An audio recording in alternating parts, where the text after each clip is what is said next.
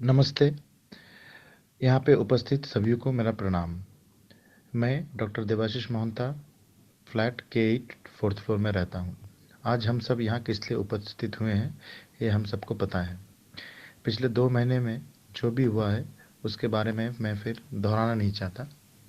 आज जिस वजह से हम इस मीटिंग में आए हैं, हमारी सोसाइटी रजिस्ट्रेशन के बारे में, मैं उसी के बारे में आपको बता देता हूँ। जो मेन एजेंडाज हैं वो हैं formation association of apartments owners, memorandum of association, formation of governing body और managing board, preparation of bylaws of association and और engaging a professional lawyer for all the above. उपस्थित सभी आशियान अपार्टमेंट्स को इतना honour है, सबको मेरा belated Deepawali की शुभकामना, छठ पूजा की शुभकामना। मेरा ये सौभाग्य है कि मैं आप लोगों का साथ अभी मिलने के लिए आ पाया, सबसे मिल पाया। खैर जो भी हो, एक्चुअली मैं तो आप लोगों को पता है कि मुझे किस लिए बुलाया गया। एक्चुअली एसोसिएशन जो बनना है ये आप लोगों का ही है, और उसमें जो लीगल कॉम्प्लिकेशंस है, लीगल क्या क्या है नहीं है, उसके लिए मैं प्रोफेशनल हूँ। इसके लिए मुझे पता है किस तरह से क्या होना चाहिए। तो एसोसिएशन, ओनर्स एसोसिएशन किस तरह से फॉर्म होता है और किस तरह से इसको मैनेजमेंट को आगे नहीं लिया जा सकता है, जो शायद आप लोगों को पता नहीं है। कुछ लोगों को जरूर पता होगा। तो उसी के सिलसिले में मैं आया हूँ। अगर आप लोगों के कोई मन में कोई शंका हो, कोई भी डाउट हो, कोई भी क्वेश्चन हो, तो आप लोग मुझे पूछ सकते हैं। तो मैं 2-3 चीज़ आप लोगों को मैं बता दे सकता हूँ। जैसे कि मान लीजिए कोई भी अपार्टमेंट होगा, तो उस अपार्टमेंट में एसोसिएशन होता है, जो कि common facilities, common areas, common जितना सारा फ्लीट फैसिलिटीज, जितना सारा फैसिलिटीज है उसको मेंटेन करने के लिए, और जितना सारा एमिनिटीज है उसको मेंटेन करने के लिए एक सोसाइटी होता है। कोई इंडिविजुअल आदमी अकेला नहीं करता है। तो लेकिन वो जो एसोसिएशन होता है, उस एसोसिएशन को कुछ आइन के तहत वो रजिस्टर्ड होना होता है। तो ये जो रजिस्ट्रेशन प्रोसेस है ये गवर्नमेंट की तरफ से होता है। तो जैसे कि मान लीजिए अगर कोई अपार्टमेंट है, वो अगर मान लीजिए 500 स्क्वायर मीटर से ज़्यादा एरिया में फैला हुआ है, और नहीं तो अगर मान लीजिए अगर वो 8 फ्लैट से ज़्यादा हो, या मान लीजिए एक्चुअली बहुत सारा इस तरह का कंडीशन है जिस कंडीशन में वो सब ओनरशिप एसोसिएशन बन सकता है। तो वो सारा का सारा अगर डिटेल बात करने जाएंगे बहुत सारा ऐसा आएगा। तो अगर जो भी आप लोगों को में आएगा इसको आप लोग पूछिएगा। तो खैर जो भी हो, तो ये एसोसिएशन बनाने के लिए 2 तरह से होता है। जैसे कि नंबर 1 होता है एक अपार्टमेंट ओनर्स एसोसिएशन एक्ट 1972, इसके तहत होता है, ये एक रजिस्ट्रेशन हो गया। और दूसरा एक रजिस्ट्रेशन होता है सोसाइटी रजिस्ट्रेशन एक्ट, उसके तहत होता है। तो अगर आप लोग मान लीजिए कि सब लोग मिलकर डिसाइड करते हैं किस एक्ट में आप लोग जाएंगे, वो आप लोग के ऊपर निर्भर करेगा कि आप लोग किस एक्ट में जाना चाहते हो। हर एक एक्ट का अलग अलग नियम कानून है और उसमें अलग अलग क्राइटेरियाज भी है। जैसे कि पहले अगर मैं बोलूं कि अगर अपार्टमेंट ओनर्स एसोसिएशन एक्ट में अगर हम जाएंगे, तो उसमें क्या होता है, सबसे पहले जो डॉक्यूमेंट्स चाहिए होता है, सबसे पहले नंबर 1 मान लीजिए कि जो बिल्डिंग बना है, तो आप लोगों का एक बिल्डिंग प्लान बना था, जो कि इसका जो कॉम्पिटेंट अथॉरिटी, या ये तो शायद माटीगाड़ा पंचायत एरिया में आता होगा, अगर पंचायत एरिया में आता होगा तो पंचायत समिति इसको अप्रूव करता है। तो उस जो लोकल अथॉरिटी होता है उससे कंप्लीशन सर्टिफिकेट चाहिए होता है। कंप्लीशन सर्टिफिकेट मतलब जो बिल्डिंग प्लान बना था, उस बिल्डिंग प्लान के तहत जो जिस तरह से बनाया गया था, जो प्लान में दिखाया गया था, मान लीजिए यहाँ पे नीचे 100 पार्किंग स्पेस है, तो वहाँ पे 100 पार्किंग स्पेस ही होना चाहिए। उसका कॉमन फैसिलिटीज मान लीजिए इसमें इतना लॉन रहेगा, इतना गार्डनिंग रहेगा, इतना स्विमिंग पूल रहेगा, जो भी डिक्लेयर किया गया था उस बिल्डिंग प्लान में, उस बिल्डिंग प्लान के तहत एग्जैक्टली वो होना होगा। और उसका बाद बिल्डर वो अपना जो कंप्लीशन किया है उसको एक एप्लीकेशन करेगा कि मैंने जो बिल्डिंग प्लान बनाया था उस हिसाब से मैंने बिल्डिंग बनाया है, आप लोग मुझे इसका कंप्लीशन सर्टिफिकेट दे दो। तो फिर उसका फीस भी होता है, वो बिल्डर करता है। जो भी फीस होता है बिल्डर फीस भरेगा, एप्लीकेशन करेगा, फिर इंस्पेक्शन होगा कि जो बिल्डिंग प्लान आप लोगों ने दिया था उस हिसाब से आप लोग बनाया कि नहीं। फिर उन इंस्पेक्शन होने के बाद अगर वो लोग सेटिस्फाइड हुआ तो वे कंप्लीशन सर्टिफिकेट देता है। तो ये नंबर 1 चीज़ हो गई। उसमें आप लोगों को अगर तो अपार्टमेंट ओनरशिप एक्ट में जाता है वो नंबर 1 जरूरी है। और उसका बाद जितना सारा फ्लैट होगा, मान लीजिए 200 हो या 400 हो या 300 हो, जो भी हो, जितना सारा फ्लैट होगा सब फ्लैट ओनर्स का जो डिटेल्स है, डिटेल्स मतलब डीड, जो ट्रांसफर डीड होता है तो ट्रांसफर डीड का सर्टिफिकेट करना चाहिए होता है। फिर उसका जो प्लान था जिस हिसाब से प्लान बनाया था उसका सारा का सारा प्लान ऑथेंटिकेटेड कॉपी होना चाहिए। जैसे कि मान लीजिए इसका फ्लोर एरिया का प्लान कैसा था, इसका लेआउट प्लान कैसा था, इसका कॉमन एरिया का प्लान कैसा था, इसका स्विमिंग पूल वगैरह फलाना जो अलग अलग प्लान होता है। एक्चुअली प्लान में 7-8 तरह का प्लान होता है। तो वो 7-8 तरह का जो प्लान था ऑथेंटिकेटेड रूप में देना होगा। फिर ये जो सारा का सारा प्रॉपर्टी आप लोगों का है, सब लोगों को मिलके इसको एक डिक्लेरेशन देना है कि ये जो हम लोगों का प्रॉपर्टी है, हम लोग इस प्रॉपर्टी को गवर्नमेंट को सौंप रहे हैं इसलिए कि हम लोग अपार्टमेंट ओनरशिप एक्ट के तहत आ पाए। उसका बाद वो अपार्टमेंट ओनरशिप एक्ट का जो अथॉरिटी होता है, हाउसिंग डिपार्टमेंट जो होता है, वो अथॉरिटी आप लोगों को जो कुछ भी है उसका एक इंस्पेक्शन करता है, देखता है डॉक्यूमेंटेशन जो लिखा है नहीं है देखता है। उसका बाद वो लोग इंस्पेक्शन करता है। इंस्पेक्शन करने के बाद अगर उन लोग सेटिस्फाइड हुआ तो आप लोगों को फीस देना होता है। और वो जो फीस होता है उस फीस का भी कुछ स्ट्रक्चर है। 5 लाख 1000 रुपया करके होता है। 5 लाख 1000 रुपया करके, सॉरी 25 लाख 1000 रुपया करके होता है। 25 लाख टोटल प्रॉपर्टी का प्राइस। हाँ, प्रॉपर्टी का प्राइस मान लीजिए 10 फ्लैट है तो अगर उसमें क्या होगा 25 लाख करके कितना होता है उसका मल्टीप्लाई इंटू 1। अगर 1 करोड़ हो गया उसमें 4,000 रुपया फीस हो जाता है। इस तरह से 5 करोड़ तो 10,000 रुपया फीस होता है। इस तरह से स्लैब किया हुआ है। वो जो फीस स्ट्रक्चर है उस फीस स्ट्रक्चर के हिसाब से आप लोगों को फीस भरना होगा। फीस भरने का बाद आप लोगों को एक डेट दिया जाएगा कि विदिन 45 डेज आप लोग इसको एक जनरल मीटिंग करो। जनरल मीटिंग में आप लोग ये जब लोग जो एसोसिएशन बना रहे हो उस एसोसिएशन का नाम क्या होगा, उसका बायलॉज क्या होगा, ये सब आप लोगों को तैयार करके फिर उसको देना होगा, गवर्नमेंट को सबमिट करना होगा। उसका बाद गवर्नमेंट सेटिस्फाइड होने के बाद आप लोगों को अपार्टमेंट ओनरशिप एक्ट में आप लोगों को वो रेजिडेंशियल सर्टिफिकेट दे देंगे। ये होगा एक तरह का। दूसरा तरह का ये होता है जो ज़्यादातर प्रैक्टिस में है। ज़्यादातर प्रैक्टिस में है मतलब कि जो मैंने पहला वाला जो प्रोसेस बताया ये एक्चुअली बहुत लेंथी है और मोरओवर कॉस्ट इफेक्टिव भी है। आशियाना में कितना होगा, इसका प्रॉपर्टी वैल्यू कितना होगा, बहुत ही ज़्यादा होगा, 120 से तो जो भी होगा तो फीस कम से कम मान लीजिए आपका बहुत सारा आ जाता है।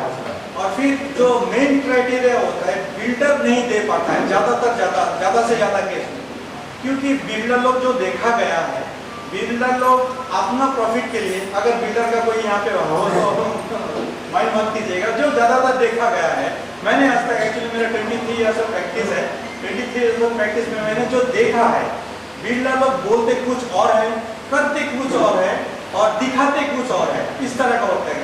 बिल्डिंग प्लान में मान लीजिए वहाँ पे अगर नीचे पार्किंग है 100, उसमें से क्या करता है, हो सकता है कि बिल्डर के ऊपर निर्भर करता है। मान लीजिए 100 में से 80 को पार्किंग स्पेस बना दिया और बाकी जो 20-20 था उसको एक कोवर्ट एरिया में लाके उसको दुकान बना के बेच दिया, जो कि प्लान में नहीं था। फिर मान लीजिए ऊपर जो छत होता है, जो टेरेस होता है, टेरेस को वो अपना कुछ काम के लिए यूज करता है। और कुछ एग्रीमेंट डीड में ऐसा भी देखा गया कि बिल्डर लोग लिखते हैं कि उसका जो टेरेस एरिया है, जो छत जो होगा, वो छत किसी का भी ओनरशिप में या कॉमन यूटिलाइजेशन में नहीं आएगा, लेकिन वो गलत है। वो ऐसा नहीं हो सकता है। जब आप बिल्डिंग प्लान बना रहे हो तब उस वक्त आप डिक्लेयर कर रहे हो मेरा बिल्डिंग प्लान ऐसा है, लेकिन जो लोग खरीदता है, खरीदने वाला जो होता है, वो लोगों को उतना कुछ पता नहीं होता है, ज़्यादा से ज़्यादा डॉक्यूमेंट नहीं देता है वो लोग। तब क्या होता है कि कोई भी परचेस करने वाला वो ले लेता है, किसी प्रोफेशनल का पास जाता है, नहीं तो ज़्यादा से ज़्यादा वो लोग ही बना के देता है। वो लोगों का खुद का एक फॉर्मेट होता है, खुद का फॉर्मेट के हिसाब से वो लोग बना देता है। और लेने वाला जो होता है उसको चाहिए होता है फ्लैट, चलो हम किसी तरह से भी, हम तो दूर में रहते हैं, फलाना सिक्किम में रहता है, बिहार में रहता है और कहीं भी रहता है, मुझे यहाँ पे नौकरी के लिए एक फ्लैट चाहिए, किसी तरह से भी मुझे अपना घर चाहिए। तो जो भी हो, छत मिले या उस छत से मेरा क्या आता है तो मैं ले लेता हूँ। तो इस तरह से वो लोग ले लेता है। लेकिन बाद में पता चलता है कि बिल्डिंग प्लान में कुछ और था और जो कि छत उनको मिलने वाला था कॉमन यूज के लिए, वो नहीं मिलता है क्योंकि उसमें डीड में ऐसा लिखा होता है। तो इस तरह से बिल्डर लोग अपना मनमानी करता है और उसके चलते क्या होता है, अभी अगर जो बिल्डिंग प्लान को अगर डाइवर्स करने का बाद अगर वो कॉम्पिटेंट अथॉरिटी के पास जाएगा कि मुझे अपना कॉम्प्लीशन सर्टिफिकेट तो उसको प्लान देना होगा। प्लान मेरा ये था, क्या बनाया है, वो लोग इंस्पेक्शन करेगा, आगे जाएगा, फलाना तुम्हारा ये है, ये गलत है, ये गलत है, ये तो नहीं था प्लान में, ये क्यों किया, वो पैसा था वैसा क्यों किया। इस तरह से क्या होता है कि ज्यादा से ज्यादा बिल्डिंग जो बिल्डर लोग बनाता है कॉम्प्लीशन सर्टिफिकेट मिलता ही नहीं है। कुछ बिल्डर लोग बहुत अच्छा होता है, वो लोग देता है अच्छी तरह से, वो लोग कंप्लीट करता है, जो बिल्डिंग प्लान सैंक्शन होता है उसी तरह से ही करता है।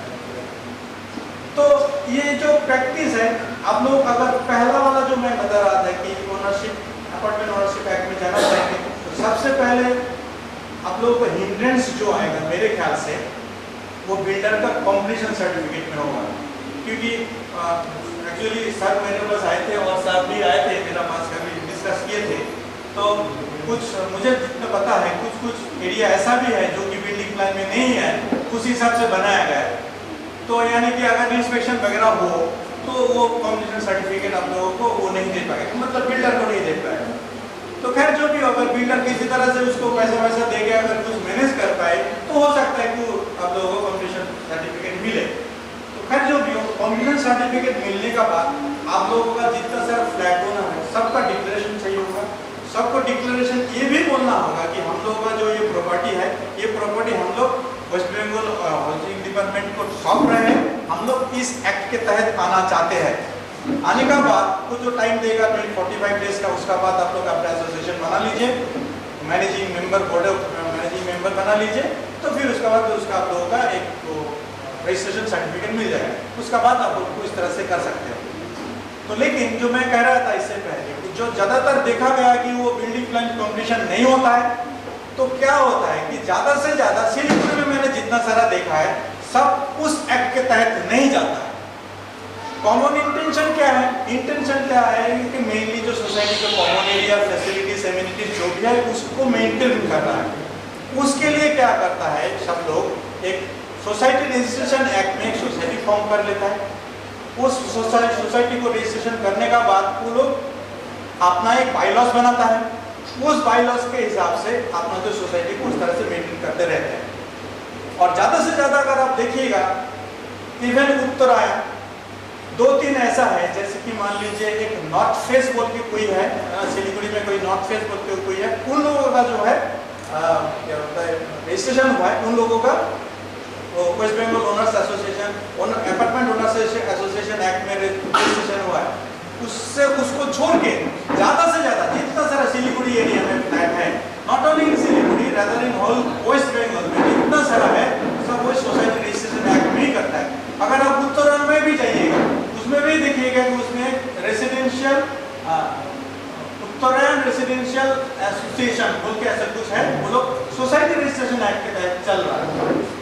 मतलब कि उन लोगों का भी जो बिल्डिंग प्लान वगैरह जो भी आप लोग उसका जो टाउन प्लानिंग हिसाब से जो बनाया था वो लोग भी इस तरह से नहीं किया। ऐसा भी हो सकता है कि मुझे एक्जैक्टली पता नहीं, ऐसा भी हो सकता है कि वो जो कॉम्प्लीट सर्टिफिकेट उनको नहीं दिया, अपना जो बिल्डर लोग, अपना जो एसोसिएशन मतलब कि ओनर लोग है, वो लोग सोचा हम लोगों को तो कॉमन मेंटेनेंस के लिए चाहिए होगा, हो सकता है कि वो लोग खुद ही बना लिया हो, मुझे एक्जैक्टली पता नहीं। लेकिन उसका जो भी रजिस्ट्रेशन वो सोसाइटी रजिस्ट्रेशन एक्ट के तहत ही हुआ है। इस तरह से एक्चुअली ये बहुत ही ईजी है। इसमें कम से कम आप लोगों को 7 मेंबर चाहिए होगा, एक बाईलॉज बनाना होगा। उस बाईलॉज में आप लोग अपना हिसाब से जो जिस तरह से चाहते हो, एक गवर्निंग बॉडी होगा, वो गवर्निंग बॉडी उसको चलाएगा। उस गवर्निंग बॉडी में किसके पास क्या पावर रहेगा, क्या किस तरह से मेंटेन करना चाहते हो, मीटिंग किस तरह से होगा, डिसीजन कैसे होगा, ये सब सारा का सारा जो चीज़ है ये आप लोग अपना बाईलॉज में लिख सकते हो अपने हिसाब से। अपने हिसाब से लिखने के बाद उसको सोसाइटी रजिस्ट्रेशन एक्ट में अगर आप रजिस्ट्रेशन कर लोगे, सोसाइटी चलता रहेगा, कोई भी दिक्कत नहीं है। As per as per law, क्योंकि ज़्यादा से ज़्यादा देखिएगा सिलीगुड़ी में ऑल ओवर वेस्ट बंगाल में देखिएगा कि ये एक्ट के तहत कोई भी नहीं आता है कि 2018 से 2022 तक मैंने जो देखा है अब तक, उससे पहले का मैं नहीं बता पा रहा हूँ, 2018 से 2022 तक अब तक 16 ऐसा रजिस्ट्रेशन हुआ है कि West Bengal apartment owners association act में ऑल ओवर वेस्ट बंगाल का मैं सिनेरियो बता रहा हूँ। तो ऐसा तो नहीं है कि वेस्ट बंगाल में 16 ही अपार्टमेंट बने हैं, लाखों लाख बने हैं, लेकिन बना है सिर्फ रजिस्ट्रेशन हुआ सिर्फ 16 का। इससे हम लोग एक अंदाजा लगा सकते हो कि इस एक्ट में क्यों जाना नहीं चाहता है, लेकिन ये आप लोगों को निर्भर करेगा कि आप लोग किस तरह से जाना चाहते हो। एक थोड़ा सा लॉन्ग प्रोसेस है, कॉस्ट इफेक्टिव है और उसमें थोड़ा सा लीगल कॉम्प्लिकेशंस कुछ ज़्यादा है, और एक है कि जो कि बहुत ही इजी है और मेंटेन करने के लिए जो भी चाहिए होता है, जो चीज़ चाहिए होता है वो आप लोग को मिलता है। इसमें भी ये भी लीगल है, वो भी लीगल है। और इसमें सोसाइटी रजिस्ट्रेशन एक्ट में अगर आप रजिस्ट्रेशन करोगे तो आप लोगों को आपका जो प्रॉपर्टी है, आप लोगों को ये प्रॉपर्टी को गवर्नमेंट को सौंपना नहीं होगा कि हम लोग अपना प्रॉपर्टी मेरा को एक अलग अलग से दे देना होगा। कोई भी ABCD जो भी ओनर होगा उसको खुद का प्रॉपर्टी को उसमें डालना हो कि मैं अपना प्रॉपर्टी वेस्ट बंगाल डिपार्टमेंट को अपना जो भी है कॉमन फैसिलिटीज फलाना इतना सारा राइट टाइटल इंटरेस्ट मैं आपको वेस्ट बंगाल गवर्नमेंट को ये West Bengal apartment ownership act में डाल रहा हूँ, मैं सौंप रहा हूँ। और ये अगर आप एक बार सौंपते हो, सौंपने का बाद ये गवर्नमेंट का ऊपर डिसीजन होता है कि ये जब अगर ये मान लीजिए कि सारा का सारा आप लोग ऐसा डिसीजन ले लिए कि हम लोग अपार्टमेंट ओनरशिप एसोसिएशन एक्ट में जाएंगे, आप लोग गए, उसमें क्या करना होगा कि सब जितना सारा अपार्टमेंट ओनर है सबको एक डिक्लेरेशन देना पड़ेगा बाई एफिडेविट कि हम लोग अपना प्रॉपर्टी को West Bengal apartment ownership act में डाल रहे हैं, उसमें सौंप रहे हैं। वो सौंपने का बाद ये प्रॉपर्टी गवर्नमेंट का जो जैसे होता है कि गवर्नमेंट का कंट्रोल में आ गया, ये कंट्रोल में आ जाने का बाद ये आप लोग उससे छुड़ा नहीं सकते हो unless and until you get A permission from the government. आप लोग सब लोग अगर अभी मिलके फिर दोबारा बोलोगे कि हम लोग इसमें ढले थे, हम लोग अभी नहीं चाहते कि इस एक्ट में रहेंगे, हम लोग निकल के आना चाहते हैं, तो फिर उसमें गवर्नमेंट का डिसीजन होगा, आप लोगों को उस एक्ट से निकाल देगा।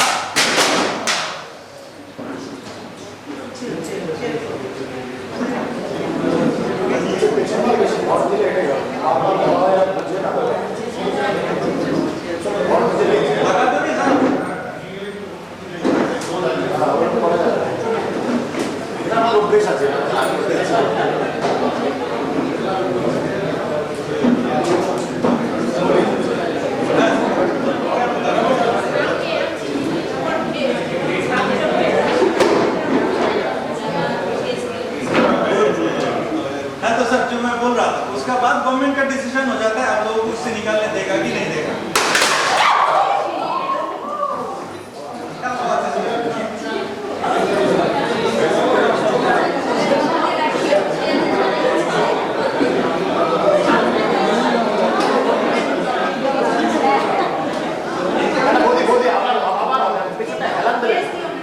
सामने वेटर आपको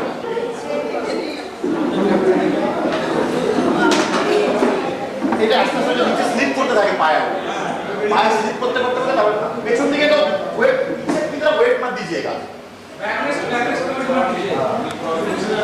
ये पहले भी हुआ है। तो सर जी मैं जहाँ पे बोल रहा था आप लोग सब, तो ये गवर्नमेंट के ऊपर निर्भर करता है आप लोगों को निकालेगा कि नहीं लेगा। तो आप लोगों को अभी ये डिसीजन लेना होगा आप लोग किस एक्ट के तहत जाओगे। अगर आप अपार्टमेंट ओनरशिप एक्ट में जाना चाहते हो तो आप लोगों को जितना सारा क्राइटेरिया है वो सब क्राइटेरिया फुलफिल करके आना होगा।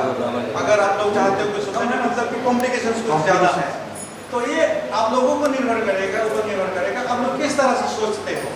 तो ये मैं आपको बताया, अगर आप लोगों को कोई क्वेरी होगा तो आप लोग पूछिएगा बेझिझक, तो मैं आपको जितना हो सके मैं कोशिश करूँगा कि मैं आपको उसको आंसर कर पाऊँ।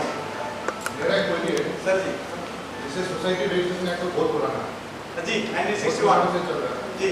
तो आप अपार्टमेंट ओनरशिप एक्ट जो बोल रहे हैं 1972 में जो आया जी 72 गवर्नमेंट क्यों लेके आया सोसाइटी रख देता परिवार सर क्यों गवर्नमेंट क्यों लेके आया वो अपार्टमेंट ओनरशिप एक्ट हमको ये समझ में नहीं आ रहा है कि आप दोनों चीज बोल रहे हैं बेटरमेंट के लिए हम कौन से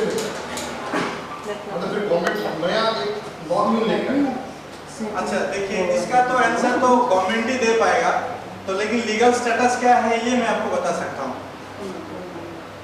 जैसे कि मान लीजिए, एक उदाहरण के तौर पे आपको क्या बोले, एक्चुअली वेस्ट बंगाल गवर्नमेंट का जो भी पॉलिसीज है, जो भी रूल है, तो वो एक्चुअली कुछ सेल्फ कॉन्ट्राडिक्टरी बहुत सारा है, और जो लॉ को एग्जैक्टली फॉलो करता है मुझे ऐसा नहीं लगा। जैसे कि मान लीजिए मैं आपको एक एग्जांपल देता हूँ। रेडा बोल के एक आइन आया था, वो था सेंट्रल गवर्नमेंट का। मेरा वो नहीं है, वो रेरा इधर वो सब मैं तो आई नो इट। मेरे को सिर्फ मतलब फिर क्यों मतलब व्हाट इज द डिफरेंस, दोनों में डिफरेंस क्या है? हम लोग को क्या बाद में क्या तकलीफ हो सकता है, नहीं हो सकता है, that I wanted to know. मान लीजिए अगर हम अपार्टमेंट ओनरशिप एक्ट में रजिस्ट्री लेते हैं तो बाद में फ्यूचर को हम लोग को क्या प्रॉब्लम आ सकता है, क्या आ सकता है? सोसाइटी में अगर रजिस्ट्री करते हैं तो क्या ऐसा कर सकता है, क्या पॉलिसी आ सकता है? वही तो मैंने आपको बताने का कोशिश किया कि इसमें कॉम्प्लिकेशंस कुछ ज्यादा है, इसमें कुछ कॉम्प्लिकेशंस कम है, वही एक है। लेकिन पहले जो आपने बताया कि ये एक्ट क्यों लाया, तो ये मेरे हिसाब से ये एक्ट लाना ही नहीं चाहिए था। तो जो अपार्टमेंट ओनरशिप एक्ट अगर आप पढ़िएगा तो आप उसमें पढ़िए implemented for giving the ownership of any property so that it can make it heritable and transferable. Heritable and transferable हो सके, इसलिए ये आइन को लाया गया है। आप उसका एक्ट में सबसे पहले देखिएगा कि ये जो अपार्टमेंट ओनरशिप एक्ट लाया गया इसलिए ताकि ये जो प्रॉपर्टी हो ये हेरिटेबल हो। अभी मान लीजिए वेस्ट बंगाल में west Bengal apartment ownership act नहीं है, हम लोग नहीं मानते हैं, is not your property heritable? Of course, हाँ, of course it is heritable। आपका जो प्रॉपर्टी है वो हेरिटेबल चलता ही रहेगा। आपका बाद आपका बेटा ट्रांसफर होता है सर जी, उस ट्रांसफर ऑफ प्रॉपर्टी एक्ट के तहत, और ट्रांसफर प्रॉपर्टी एक्ट के तहत वहाँ पे डिटेल में हमको लिखा गया है किस तरह से कौन प्रॉपर्टी हेरिटेबल होगा नहीं होगा, सब कुछ लिखा है। तो लॉ इज ऑलरेडी एग्जिस्टिंग। अगर west Bengal ownership act, apartment ownership act आप लाओ या ना लाओ कोई दिक्कत नहीं, हम लोगों का जो प्रॉपर्टी है वो हेरिटेबल है। तो आप लोग दूसरी तरह से हम लोगों का जो property is already which is already existing as heritable, और फिर दूसरा एक्ट लाके बोल रहा है कि ये अगर हेरिटेबल करना चाहते हो तो फिर आपको इस तरह से होना होगा। तो ये कुछ सेल्फ कॉन्ट्राडिक्टरी है।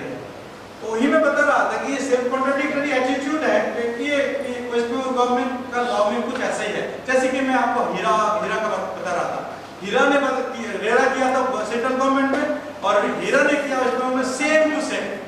लेकिन इस एक्ट को क्या 2019 में सुप्रीम कोर्ट बोल दिया कि ये अनकॉन्स्टिट्यूशनल है। इससे क्या हुआ, प्रेजेंट मोमेंट में क्या ना तो हीरा एप्लीकेबल ना तो रेरा एप्लीकेबल, हम लोग किस में आ रहे हैं, हम लोग किसी में भी नहीं है एट दिस मोमेंट। हो सकता है कि काल को जाके वेस्ट बंगाल गवर्नमेंट बोले कि इसको फिर रेरा जो है उसी को लाया जाए। लेकिन गवर्नमेंट ऑलरेडी नोटिफिकेशन दे चुका है ना रेरा के लिए।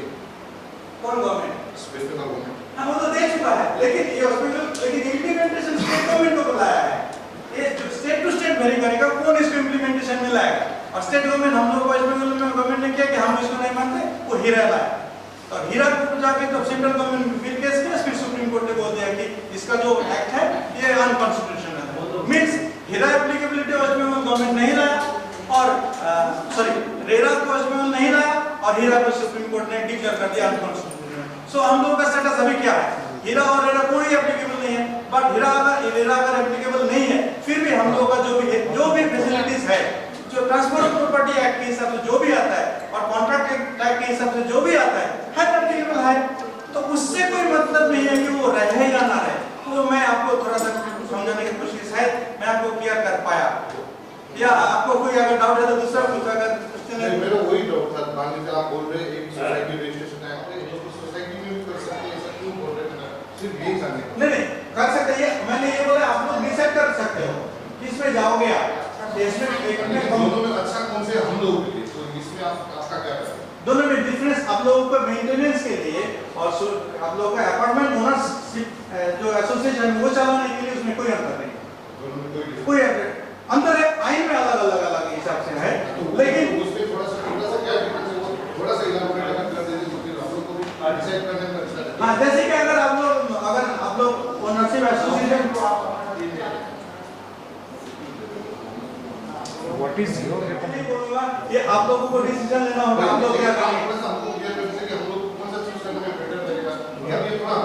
because legal aspect is best known to you. देखिए लीगल एस्पेक्ट में पहले बताया कि दो लीगल एस्पेक्ट में अगर कॉमन एरिया मेंटेनेंस के लिए आप दोनों में एक्ट में जाइएंगे तो किसी में भी प्रॉब्लम नहीं आएगा आपको, उत्तरायण में भी नहीं आता और जितना सारा है किसी में भी कुछ प्रॉब्लम नहीं आता है। और ये जो सोसाइटी रजिस्ट्रेशन में अगर आप जाते हैं उसमें भी गवर्नमेंट रजिस्टर्ड करके देता है आप लोगों को, बाकायदा आप लोगों के सर्टिफिकेट भी इशू करता है, ठीक है। और उसमें भी जाइएगा तो उसमें भी आपको सेम सर्टिफिकेट की तरह के गवर्नमेंट ही देता है, सेम गवर्नमेंट ही देता है। तो खैर जो भी हो, तो आप लोगों का मेन पर्पस है क्या बोलते हैं कि मेन कॉमन एरिया फैसिलिटीज इस सबको मेंटेन करने, ना आप लोगों को किसी का फ्लैट दखल करने जाइएगा ना और किसी से लड़ने जाइएगा। तो आप लोगों का आपस में जो एक समन्वय कम है, एक में ज्यादा इतना ही चाहता है कि वो जो जैसे कि आप लोग का अगर वो कॉम्पिटिशन सर्टिफिकेट जैसे मैंने बताया, कॉम्पिटिशन सर्टिफिकेट मिलने में तो काफी दिक्कत वाला काम है। बिल्डर तो अपना जो मनमानी करता ही है, तो ना तो वो कॉम्प्लिकेशन सर्टिफिकेट ला पाएगा, अगर कॉम्प्लिकेशन सर्टिफिकेट नहीं ला पाओगे तो आप उसके तहत एप्लीकेशन ही नहीं कर सकते हो। ये एक तरह का वो है। मोर ओवर इसका फीस भी ज्यादा है और मोर ओवर इसका जो जितना सारा प्रॉपर्टी आप लोगों का जो है सबको चाहिए होगा, सबको प्रॉपर्टी ओनर को एक डिक्लेरेशन देके by affidavit declaration, registered declaration देना होगा कि मैं अपना प्रॉपर्टी, अपना flat with common areas and common facilities मैं गवर्नमेंट को इस आइन के तहत सौंप रहा हूँ। तो ये एक दिक्कत वाला बात है, वो इसलिए सौंप रहा हूँ सिर्फ मेरा प्रॉपर्टी हेरिटेबल हो। तो ऐसा तो नहीं है, मेरा प्रॉपर्टी हेरिटेबल है तो मुझे क्यों देना है, ये थोड़ा सा कॉन्ट्राडिक्ट है। लेकिन चॉइस आप लोगों का है, आप लोगों को डिसीजन लेना है आप लोग किस तरह से करेंगे। तो आप लोग क्वेश्चन कीजिए। वही मान लीजिए बिल्डर अगर हम लोग को कॉम्पिटिशन सर्टिफिकेट नहीं दिया तो फिर उसमें हम लोग को फ्यूचर में क्या प्रॉब्लम हो सकता है? सर और एक बार सर क्वेश्चन बिल्डर हम लोग को कॉम्पिटिशन सर्टिफिकेट अगर नहीं दिया, ऑक्यूपेशन सर्टिफिकेट नहीं दिया जी, तो फ्यूचर में जाकर हम लोग को क्या प्रॉब्लम हो सकता है? प्रॉब्लम तो ऐसा तो कुछ नहीं आएगा। किस तरह का प्रॉब्लम का बात कर रहे हैं? मान लीजिए मतलब देखना है सर, कोई दिक्कत तो नहीं होगा, ये हम लोग जानना है। नहीं, बेचने में तो दिक्कत नहीं आएगा, बेचने में दिक्कत नहीं आना चाहिए क्योंकि आपका जो ओनरशिप आया है प्रॉपर्टी के ऊपर, जो भी फ्लैट आपका है वो आपका ट्रांसपोर्ट ऑफ प्रॉपर्टी एक्ट के तहत आया है। अभी completion certificate according to the plan हुआ कि नहीं हुआ है उससे आपका कुछ मतलब नहीं है। आप अगर मुझे बेचना चाहेंगे तो मैं ले लूंगा, आपका कॉम्प्लीशन सर्टिफिकेट है नहीं है कोई दिक्कत नहीं, आपका मैं देख रहा हूँ कंप्लीट है, आपका पोजीशन है, आपका म्यूटेशन वगैरह जो कुछ भी है आपका पास है, मैं ले लूंगा, दिक्कत नहीं। हाँ, लेकिन कुछ जगह में ऐसा होता है जैसे कि अगर बैंक लोन लेने जाइएगा, बैंक लोन लेने जाइएगा, बैंक लोन बोलता है कि ये बिल्डिंग किस तरह से सही बना है कि नहीं बना है हम लोग देखना चाहते हैं, आप लोग कॉम्प्लीशन सर्टिफिकेट ले आओ, इस तरह से बोलता है। तो लेकिन एक्चुअली ये कॉम्प्लीशन सर्टिफिकेट बैंक जो मांगता है वो एक तरह से सही है और एक तरह से सही नहीं भी है। सही इसलिए है क्योंकि मान लीजिए अगर आप एक फ्लैट लिए हो, आप लोगों का बिल्डिंग प्लान था 4 ताला और बिल्डर ने क्या किया 5 ताला में 2 फ्लैट बना दिया और वो बेच दिया। बेचने के बाद आप पोजीशन ले लिया, म्यूटेशन भी हो गया, आप जाके बैंक अगर उसको क्या बोलता है लोन देता है, उसका बाद खैर मान लो आप फॉर एग्जांपल आप लोन नहीं चुकता करते, बैंक क्या करेगा वो प्रॉपर्टी को क्रोक करने आएगा, वो सर्विसिंग करने आएगा, सर्विसिंग करने आने का बाद क्या होगा वो प्रॉपर्टी लेके बेचने जाएगा। अब जब बेचने जाएगा उसका जो बाकी जो ओनर लोग है वो क्या बोलेगा ये तो बिल्डिंग प्लान में नहीं आप किस तरह से दिए हो। तो अब बैंक वाला को तो पता नहीं है, बैंक वाला तो आके आशिया में नहीं रहता, उसको तो पता नहीं इसमें बिल्डिंग प्लान में क्या था नहीं था, किस तरह से लीगलिटी हुआ है कि नहीं हुआ है, ये उनको पता नहीं है, इसलिए बैंक देना नहीं चाहता है। इसलिए बैंक क्या बोलता है उसको कॉम्प्लीशन सर्टिफिकेट मांगता है। लेकिन अगर आप जो खरीद रहे हो, खरीदते वक्त अगर आप उसका बिल्डिंग प्लान में क्या है एग्जैक्ट देख के लेते हो, सही क्या है गलत क्या है ये सब अगर आप पता करके लेते हो, उसका बाद अगर आप सही हो, उसका बाद अगर आपका पास बिल्डिंग कॉम्प्लीशन सर्टिफिकेट हो या ना हो, इससे आपका ओनरशिप में कोई दिक्कत नहीं आएगा। हाँ, दिक्कत आएगा आपको अगर गलत है वो कॉम्प्लीशन सर्टिफिकेट बैंक वाला आपको मना कर सकता है कि कॉम्प्लीशन सर्टिफिकेट है नहीं है नहीं लेकिन इससे आप लोगों का जो ओनरशिप है उसमें कोई दिक्कत नहीं है। कोई लेने वाला हो जिसके पास पैसा होगा वो ले लेगा, अगर आपका सही हो। हाँ नहीं मान लीजिए सर कोई लोन लेके करेगा तो उसमें दिक्कत आएगा। हाँ वो क्या लीगल कंस्ट्रक्शन ही होना है। हाँ बिल्डिंग प्लान अगर वो मांगता है तो दिक्कत होगा। वो बैंक अगर ये बिल्डिंग प्लान कंप्लीशन सर्टिफिकेट मांगता है दिक्कत होगा, वो तो नहीं देगा क्योंकि वो तो डरेगा, क्योंकि प्रॉपर्टी में मैं लोन दे रहा हूँ वो क्या है नहीं है मुझे तो पता नहीं है, तो इसलिए वो लोग देना नहीं मांगता है। क्योंकि उसका अपना पहले बैंकिंग दूसरी तरह का था, अभी बैंकिंग इस तरह का है, जो भी सैंक्शनिंग अथॉरिटी होगा, जो पर्सन होगा उनके ऊपर जिम्मा भी आता है, उन लोगों का पेनल्टी चार्जेस भी होता है अगर लोन खराब हुआ। तो इस तरह से आप बैंक मैनेजर लोग या जो भी ऑफिशियल्स है वो लोग थोड़ा सा सिकुड़ गए हैं, फिर वो लोग रेस्ट्रिक्टेड हो गए, इसलिए ये सब मांगते हैं। तो लेकिन आपको ओनरशिप में दिक्कत नहीं है अगर कंप्लीशन सर्टिफिकेट हो या ठीक के हिसाब से। अभी जो प्रॉपर्टी आप लोग खरीदे उसमें दो तरह का म्यूटेशन होता है। एक होता है आपका होल्डिंग म्यूटेशन जो कि पंचायत लोकल अथॉरिटी देता है, दूसरा एक म्यूटेशन होता है जो लैंड का जो है वो प्रोपोर्शनेट सेट आप लोगों के नाम पे म्यूटेशन होता है। क्या आपका पास म्यूटेशन सर्टिफिकेट है, खतियान है? नहीं है, ज्यादा से ज्यादा नहीं होगा क्योंकि नहीं है, नहीं करता है।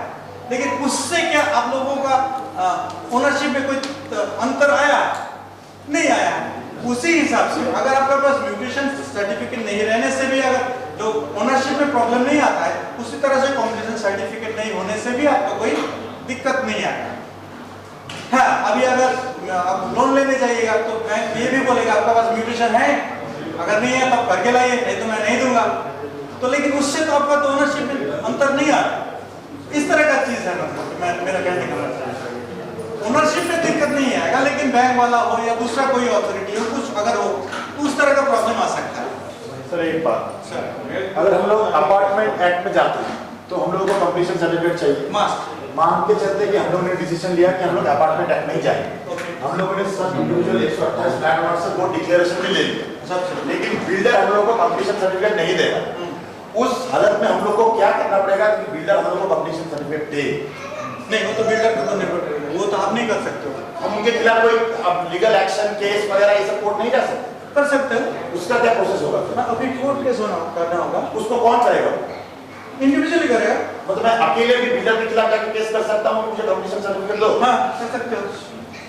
तो उसका बाद ये सिविल केस में जाएगा। और अगर हम लोग सोसाइटी एक्ट बनाते हैं उसमें जाते हैं और फिर जाके उनको पुश करते हैं कि अब ये हो तो गया है लेकिन कंप्लीशन सर्टिफिकेट दीजिए, तो उस हालत में क्या सोसाइटी उनके खिलाफ केस कर सकती है कि उस हिसाब से भी सिंगल किसी कोई केस करना पड़ेगा? मैं समझा पाया क्वेश्चन? नहीं, देखिए जब आप कोई भी सोसाइटी बनाते हो या अपार्टमेंट ओनरशिप एक्ट में या सोसाइटी में, तो उसमें दोनों में ही क्या होता है, जो सोसाइटी होता है दोनों एक्ट में एक बॉडी बन जाता है, लीगल बॉडी बन जाता है। जैसे कि हम लोग आइन के हिसाब से आप एक पर्सनल बॉडी हो, मैं भी एक पर्सनल बॉडी हूँ, लेकिन हम और तीनों मिलके या चारों मिलके कोई कंपनी बनाए या कोई फार्म बनाए, तो हम लोग का अगर उसको रजिस्ट्रेशन हो जाए बाकायदा लॉ के हिसाब से, हम लोग का जो पार्टनरशिप है, जो भी फार्म होगा वो एक लीगल बॉडी बन जाएगा। तो उसी तहत आप लोगों का जो सोसाइटी बनेगा वो भी एक सिंगल आइडेंटिटी वाला एक लीगल पर्सन बन जाएगा। कोई भी इंडिविजुअल, आप इंडिविजुअल उसमें रिस्पॉन्सिबल नहीं होंगे, मैडम भी नहीं होंगे, मैं भी नहीं होगा, लेकिन society itself is a body, legal body जो कि खुद के लिए लड़ सकता है। तो अगर आप जो बोल रहे हो तो उसमें अगर सोसाइटी भी जा सकते हो, तो उसमें society as a legal person उसमें फाइट करेगा, और अगर आप इंडिविजुअल जाना चाहते हो उसमें इंडिविजुअल भी जा सकते हो। तो अगर हम लोग इंडिविजुअल उनके खिलाफ केस करके फाइट करके कंप्लीशन सर्टिफिकेट निकालने की कोशिश करें और सोसाइटी बना के सोसाइटी लीगल बॉडी उनसे फाइट करे कंप्लीशन सर्टिफिकेट निकालने के लिए, तो उसमें हम लोग आसानी किसमें? अगर लीगल बॉडी में अगर बना के सोसाइटी बना के जाते हो उसमें सुविधा ज्यादा होगा, क्योंकि सबका यूनाइटेड डिसीजन रहेगा, कंट्रीब्यूशन भी उसमें, तो केस में तो खर्चा भी आएगा। तो अगर आप अकेले जाते हो जितना सारा प्रॉब्लम लेना है सबको ही लेना पड़ेगा, लेकिन उससे क्या होगा, आप अगर करते हो या मैडम अगर करती है, तो मैडम अगर मान लीजिए 50 लाख 1 लाख 2 बरस 5 बरस या 10 बरस करने का बाद केस जीता, कोर्ट ने ऑर्डर दिया इनका जो बिल्डिंग प्लान है उसके हिसाब से तुम कंप्लीशन सर्टिफिकेट दो, वो बात जो हो गया उनको दे दिया। अब कंप्लीशन सर्टिफिकेट मैडम के लिए सही नहीं बनेगा, बनेगा सबके लिए। कंप्लीशन सर्टिफिकेट तो एक ही होगा, मैडम खुद फाइट किए, पैसा लगा के, टाइम लगा के, जो भी हो, तो लेकिन बेनिफिट सबको मिलेगा। तो उस जगह से, उस एंगल से मैं बोलूंगा, अगर सोसाइटी अगर जाएगा, क्योंकि मैडम अकेले क्यों खर्चा करेंगे, क्योंकि उसमें तो केस में खर्चा है, टाइम खींचेगा, मैडम क्यों ये सब ट्रैवल क्यों ले। मैडम जो कर रही है उसके लिए बेनिफिट सबको मिल रहा है, लेकिन खर्चा वगैरह जो कुछ भी, ट्रैवल टेंशन जो कुछ भी है, मैडम उठा रही है। तो उठाना भी नहीं चाहिए, इंडिविजुअल तो कौन हाँ, तो उसमें सोसाइटी जो इस एक्ट में हो या उस एक्ट में हो, जो कोई भी एक्ट में हो, सोसाइटी अगर फाइट करेगा उसमें सुविधा ज्यादा है। सर ये कितना भी मोटा होने दीजिए, मगर अगर हम लोग करने गए जी, एक शॉर्ट अगर हम लोग डीलर के ऊपर केस किए कि तो ये कितना टाइम लगता है कोर्ट केस कितने में हम लोग, ये तो कोर्ट का वो तो बताया नहीं जा सकता, कितना नहीं चलेगा, लॉन्ग टाइम ही जा सकता है सर। अभी बिल्डर किस तरह से, आप किस तरह से केस सजा के देते हो, बिल्डर किस तरह से डिफेंड करता है, उसका जी मैं जी सर एज ए ये क्वेश्चन को मैं थोड़ा सा घुमा के पूछूंगा जी जी एज ए कंज्यूमर मेरे पास एज लॉ से क्या है कि मैं उन लोगों को जल्दी कॉम्पेंसेशन सर्टिफिकेट मंगवाओ, केस के सिवा कुछ, या तो प्रेशर करके नंबर 1 जाके फिजिकली जाके दो, तो नहीं तो वो करेंगे, वो करेंगे, ये एक है नंबर 1। वो अगर डर के मारे दे दिया, ठीक है मेरे इसमें 2 लाख खर्चा है, खर्चा करके मैं दे रहा हूँ, वो एक उपाय है। और दूसरा उपाय अगर वो नहीं करता है, अब तो व्हाइट कॉलर वाला आदमी हूँ, आप तो जाके फाइट नहीं कर सकते हो, तो आपको केस में जाना होगा। और केस में अगर सब जाइएगा तो सर मैं बोलूंगा सिविल केस में थोड़ा सा लेट ही होता है। थोड़ा सा जो रेरा जैसे एज पर रेरा जो है उसमें हम लोग को मालूम है कि 5 साल के अंदर में हम लोग को हैंडओवर करना ही है, नहीं वो एप्लीकेबल नहीं है सर, उसमें दिक्कत आ गया, एप्लीकेबल दोनों ही एप्लीकेबल नहीं है। और रेरा में अगर आता तो उसको जब वो बिल्डिंग बना रहा था, उसका जब एप्लीकेशन लाया था 2016 में, सॉरी 2017 में एप्लीकेशन लाया था, एप्लीकेशन 2017 में लाया था, उसमें ये बोला गया था कि अगर जो बिल्डिंग बन रहा है, जो नया बन रहा है, उसको तो रजिस्ट्रेशन करके ही आना होगा, और जो नहीं बना उसको 6 महीना या शायद 1 बरस टाइम दिया गया था, उसका अंदर उसको जितना सारा प्रोसेस है उसको रजिस्ट्रेशन होना होगा, ये बताया गया था। लेकिन उसके बाद तो गवर्नमेंट ने इसको लागू नहीं किया, फिर अपना खुद का ला लिया। मान लीजिए अगर ये लागू होता है इन कोर्स ऑफ फ्यूचर में लागू होता है तो उसमें क्या रेट्रोस्पेक्टिव दे सकते हैं और इफेक्ट? हाँ, अगर लागू होता है तो तब तो आइन में तो ऐसा प्रोविजन है, रखा था, अभी तो आइन तो अभी प्रेजेंट सिनेरियो में अगर आप इसको फॉलो कर रहे हैं तो आपको क्या लगेगा? मान लीजिए आप तो basically you are going to this certificate, तो अगर आप तो फॉलो कर रहे होंगे इसको, जैसे हम लोग इतना इंटीमेटली नहीं फॉलो करते जितना आप फॉलो करते हैं, क्योंकि आपको जो रोज मतलब रजिस्ट्रेशन करवाना पड़ता है जी, तो फिर आपको क्या लगता है what is the best answer? क्योंकि देखिए विद रिस्पेक्ट टू व्हाट, जैसे मान लीजिए आप जैसे कोई डॉक्यूमेंटेशन सर्टिफिकेट नहीं होगा तो मैं किसी को नहीं देगा। मान लीजिए मेरे पास एक तो मान लीजिए मैं एक बैक अगर भेजना चाहता हूँ तो मेरे पास प्रोस्पेक्टिव बायस का थोड़ा सा जो फ्रीक्वेंसी का वेवलेंथ है थोड़ा कम होगा, क्योंकि अगर कोई बैंक लोन नहीं दे रहा है वो तो बोलेगा नहीं दे रहा क्या ये बैंक लोन नहीं दे रहा है, दैट इज आल्सो फ्यूचर। तो आपको क्या लगता है कैसे हम लोग सबसे जल्दी हम लोग कैसे प्रोसीड करें बिल्डर्स के साथ? आपको नहीं ये तो आप लोगों का खुद का ऊपर निर्भर करेगा, नंबर 1, नंबर 2 आप लोगों का साथ उसका रेपो कैसा है वो आप लोगों को पता होगा। But I want to ask you something. What is the current status of getting a completion certificate or occupation certificate in a panchayat area? There is lot of controversy on this. There is no clear-cut ruling on this, and there has been a change in the West Bengal government's policy on issuing a OCCC. This much I know. But what is in the panchayat area? That is very important. If the building plan is approved by the Panchayat Samiti, then the competent authority for completion certificate is Panchayat Authority. That is the thing. Sorry, Panchayat Samiti. And in case of SJDA or Siliguri Municipal Corporation, it is a corporation or the Yes. SJDA. Generally, It is the it is given by the corporation. Generally, CC is given. I can say my example. I have 2 properties in Calcutta. Since long, none of them have got CC. But in those buildings, there has been never a problem in changing ownership, or as he rightly said, the ownership doesn't get affected. There have been lot of flat owners they are now not the first flat owners. Somebody second, third, like that. But only the thing is, the question is of bank loan, and as you rightly asked, whether if somebody can hand you over it in from his own funds, there is no problem. But otherwise, what I have seen, that nothing, no problem happens if we do not have. When I went for registration of my flat in Calcutta, I had employed one of the leading agency, Victor Moses. So when I went, they asked me, "Apna CC kotha hai?" "Amna CC nahi." I took possession of the flat, and after 10 years I went for registration. Acha nahi, tale apne pay to do extra detail. And today in West Bengal there is no ruling. All ruling can be broken by paying that little extra.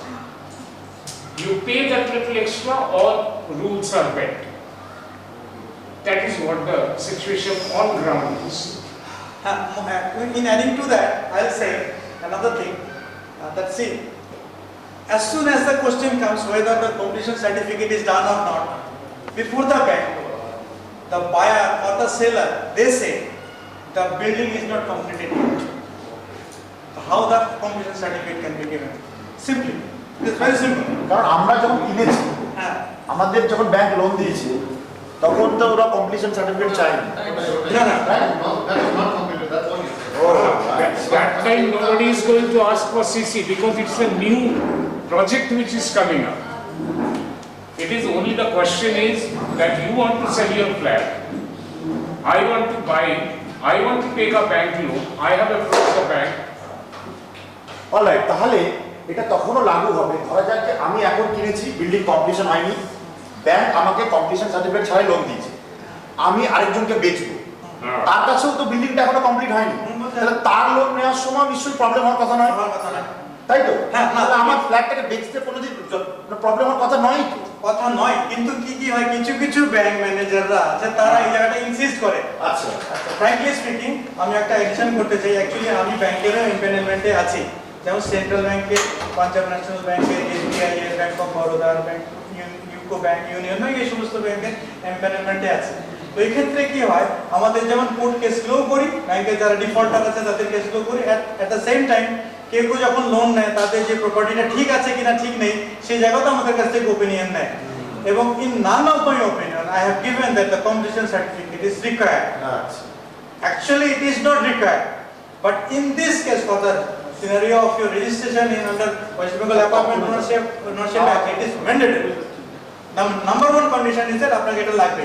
তো আপনারা যদি এটা করতে পারেন, better করতে হবে কি বলতে গিয়ে আপনাদের সবারই একটা পার্মানেন্ট একটা সলিউশন হবে। এটা একটা What I would like to add something over. আপনি আবার এটাও বললেন যে যদি আমরা অ্যাপার্টমেন্ট বলেছে ব্যাংকে আমরা এসি করি, তাহলে তো আমাকে আবার আমার সম্পত্তি গভর্নমেন্টকে হ্যান্ড ওভার করতে হবে। না, hand over in the sense legally আপনাকে সঁপতে হবে যে আমি আমার প্রপার্টিটা ওয়েস্ট বেঙ্গল অ্যাপার্টমেন্ট ওনারশিপ অ্যাক্টের মধ্যে ফেলছি, so that I can come under west Bengal apartment ownership act 1972। এই জায়গাটা ডিক্লারেশনটা আপনাদেরকে লাগবে।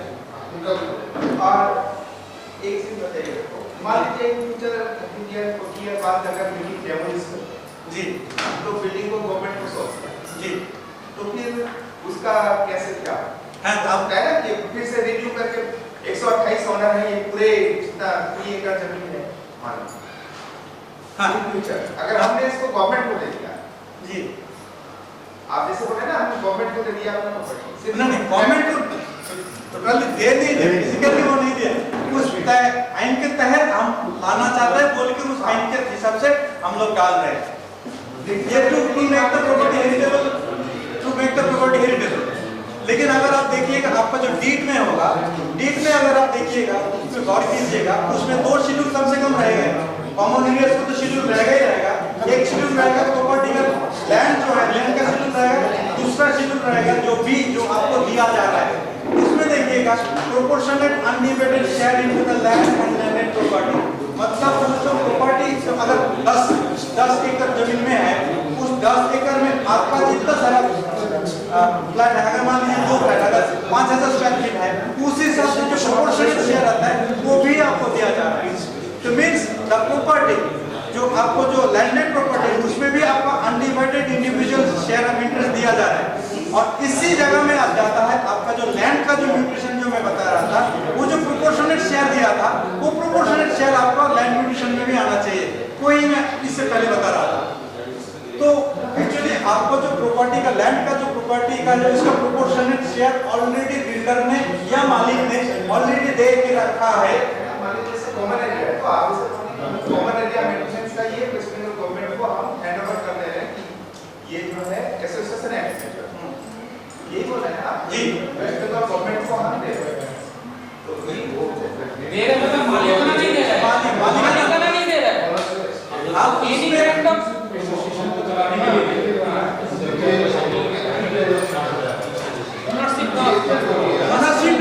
ओनरशिप नहीं देना है, हम लोगों को सौंपना है अपने आप को सौंपना है। ओनरशिप में जब भी कोई ट्रांसफर होगा, कोई भी एक्ट होगा, तब उस एक्ट के दौरान उस एक्ट को मतलब उस तरह से होगा, उसका बाद उस एक्ट को फॉलो किया जाएगा।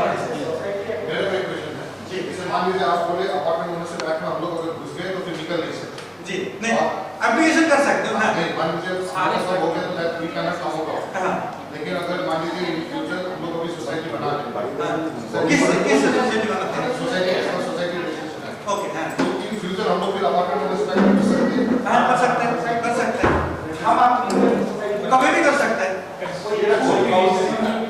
करने के बाद भी एसोसिएशन भी जा सकते हैं। हाँ, एकदम डेफिनेटली जा सकते हैं, कोई इसमें दिक्कत नहीं है। तो अलग डिफरेंट एक्ट है, अलग अलग एंगल है, तो उसमें आपको दिक्कत नहीं है। और सोसाइटी के पास सब पावर है, जैसे आप अपार्टमेंट ओनरशिप में जो रूल्स एंड रेगुलेशन लिखा था, आपका सोसाइटी ऐसा हो सकता है कि अपनी वही रूल्स एंड रेगुलेशन अप्लाई कर सकते हैं। हाँ, वो आपको अपना जो बाईलॉज होगा उस बाईलॉज में देना होगा। वो अगर बाईलॉज में जो आप लोगों को कॉन्स्टिट्यूशन बनाए या डिसीजन लिए, उस तहत जो आप लोग पावर जिसको जो एम्पावर करोगे उस हिसाब से that will be guided as per the bylaws as you have made totally.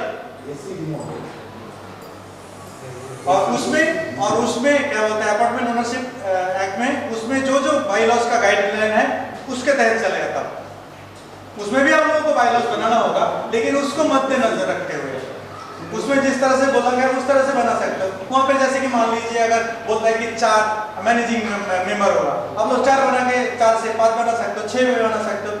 इस तरह से मतलब उसको गाइड करके उस तहत आपको बनाना पड़ेगा, ये अंदर है।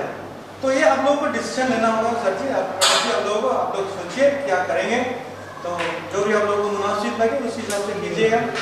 बट एक अगर हम सोसाइटी एक्ट में जाते हैं जी, and future if we think can be मतलब स्विच ओवर कर सकते हैं। हाँ जी, वही तो बता रहे थे sir, you can switch over at any point, but this society will not be switched over, but you will have to make registration in a different angle and in a new form. Yes. But in that case, the other things which are required for completion certificate and फलाना जो भी है वो सब देना होगा, वो mandatory है, एकदम ही मैंडेटरी है। They always, you know, beating around the bush. यहाँ है, वहाँ है, जादवपुर में टेक्निकल मीटिंग के लिए गया हुआ है, पता नहीं क्या क्या बोलते रहते हैं।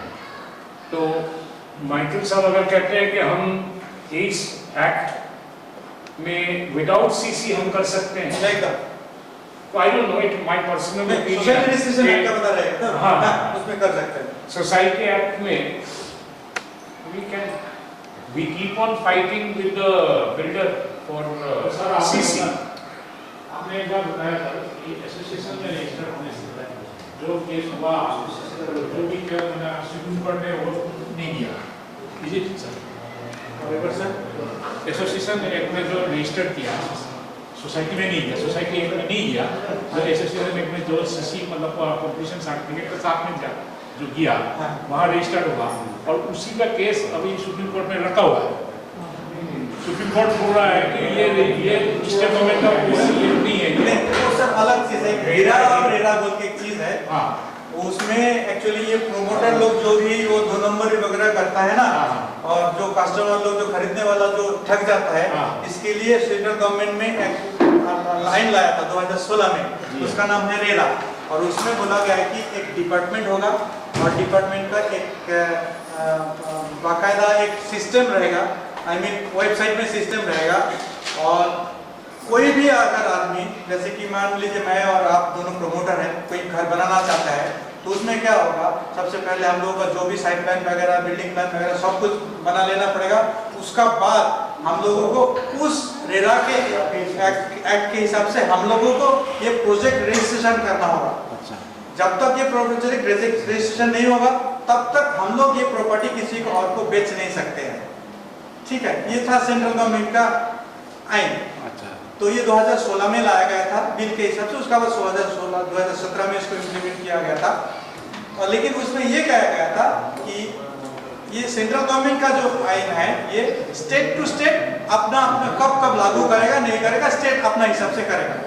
तो जब ये इम्प्लीमेंटेशन हो गया 2017 में, लेकिन वेस्ट बंगाल गवर्नमेंट ने क्या किया, इसको इम्प्लीमेंटेशन नहीं किया।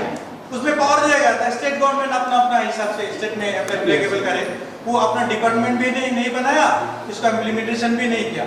उसके बदले में इसने और एक आइन बना लिया हीरा करके, जो कि सेम टू सेम है, क्लॉजेस वगैरह सब कुछ सेम टू सेम है, लेकिन उसका पैसा जितना सारा होगा, रजिस्ट्रेशन फीस वगैरह जो कुछ भी होगा सब कुछ गवर्नमेंट में घुसेगा। इस तरह से बनाया गया था। तो खैर जो भी हो, तो वो स्टेट गवर्नमेंट का था, तो वो अपना फिर डिपार्टमेंट भी चालू कर दिया था। लेकिन उसका साथों साथ सेंट्रल गवर्नमेंट में इसके विरुद्ध केस किया कि सेम केस लाया है स्टेट गवर्नमेंट में, हमको ने बनाया था। फिर वो सुप्रीम कोर्ट में 2019 में इसको डिसमिस कर दिया, बोला कि ये अनकॉन्स्टिट्यूशनल है। तो मतलब कि इस तरह से इस वक्त ऐसा हो गया, ना तो हीरा एप्लीकेबल वेस्ट बंगाल गवर्नमेंट ने किया, अभी सेंट्रल सुप्रीम कोर्ट ने बोल दिया कि हीरा इज नॉट अनकॉन्स्टिट्यूशनल। ये एसोसिएशन बनाने से वो हीरा में जाएगा या नहीं, हीरा इसका से रिलेटेड नहीं है सर, इसका साथ हीरा रिलेटेड। देखिए, रेरा का मतलब होता है रियल एस्टेट रेगुलेटरी अथॉरिटी जी, हीरा तो किया इसने housing industry regulatory authority. West Bengal में बनाया था हाउसिंग इंडस्ट्री रेगुलेटरी अथॉरिटी। तो इसमें आप लोगों को किसी नहीं, हम लोगों को नहीं, इसका साथ कैसे सोसाइटी रन करना है इसमें। हाँ, हम लोग इसमें जाना नहीं है। तो मैडम लोग तो कोई भी कुछ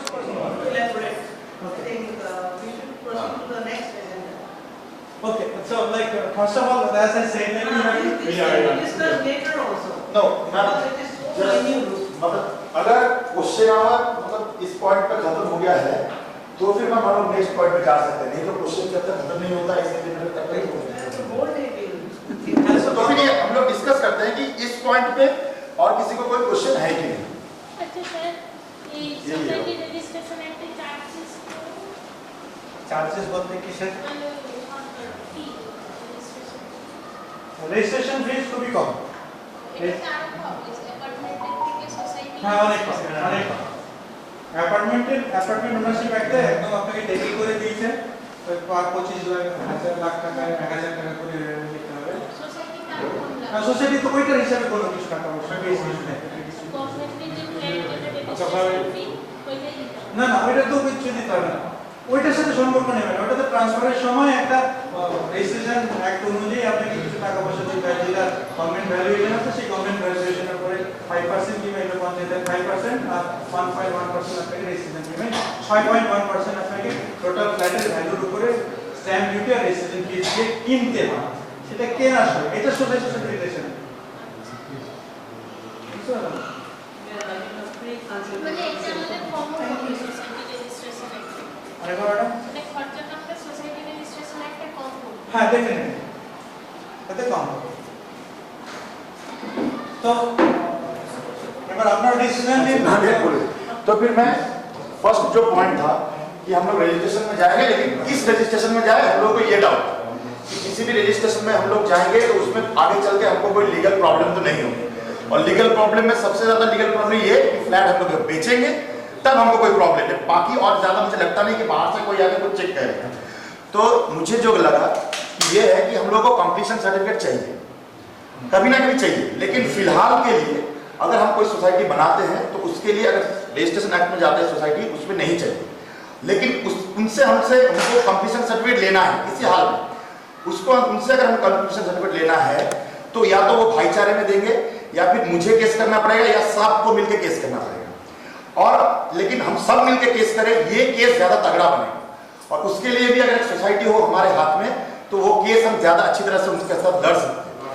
तो ये मुझे लगता है, मतलब ये कहना ही गलत ही होगा कि अगर हम लोग फिलहाल एक सोसाइटी रजिस्ट्रेशन एक्ट में ही सोसाइटी बनाए और फिर उनको पूरा प्रेशर दे कि आप हमें कंप्लीशन सर्टिफिकेट दे, जिस दिन उन्होंने कंप्लीशन सर्टिफिकेट दिया हम लोग ये कोशिश करें कि हर एक ओनर से हम लोग वो डिक्लेरेशन ले लें कि मैं अपनी property according to apartment act government को सौंप रहा हूँ, और उस दिन जाके हम लोग वो रजिस्ट्रेशन भी कर ले ताकि जिंदगी भर के लिए हम लोगों को कभी इसमें कोई प्रॉब्लम ना हो। मुझे लगता, मैं प्लीज तो मुझे यही समझ में आया। अगर इसमें हम लोग सब सहमत हैं तो अब मैं सेकंड पॉइंट सर को बोलूंगा और सेकंड पॉइंट में हम लोग क्वेश्चन आवर में जाएंगे। जब मैं एक चीज मेरा, अगर सोसाइटी एक्ट में रजिस्ट्रेशन करते हैं तो क्या जो अपार्टमेंट कर सकते हैं उसमें करने का बेनिफिशियल है, क्यों जाएंगे? अगर बाद में नहीं सर, बाद में का स्विच ओवर करने का पर्पस क्या है? अच्छा नहीं सर, मैंने ये नहीं कहा कर देना है, हम कर सकते हैं, हमारे पास वो ओपन रहेगा, ठीक है। लेकिन मेरा अपना सिंपली ये था कि अगर सोसाइटी एक्ट में रजिस्ट्रेशन हो गया, अगर हमारा सोसाइटी ऑपरेशनल हो गया है तो क्या नीड है हमको? ये मैं सर बता रहा हूँ, एक बार हम लोगों ने अगर सोसाइटी रजिस्ट्रेशन एक्ट में कर लिया और उसका हम लोगों को नीड नहीं रहा अपार्टमेंट, तो कंप्लीशन सर्टिफिकेट के लिए हम लोग कभी नहीं लड़ेंगे, ये हो जाएगा, हम लोग रिलैक्स हो जाएंगे। इसलिए ये हमें बात मुझे लगता है कि दिमाग में रखना चाहिए कि कंप्लीशन सर्टिफिकेट उनसे लेना है, नहीं तो हम लोग एकदम रिलैक्स हो जाएंगे, फिर कभी वो कंप्लीशन सर्टिफिकेट हम लोग आएंगे नहीं। इसलिए बाद में हम लोग को अपार्टमेंट ओनरशिप एक्ट में भी जाना पड़ेगा, ये तो 100% है, मुझे ये लगता है यही नीड है, नहीं तो हम लोग रिलैक्स हो जाएंगे।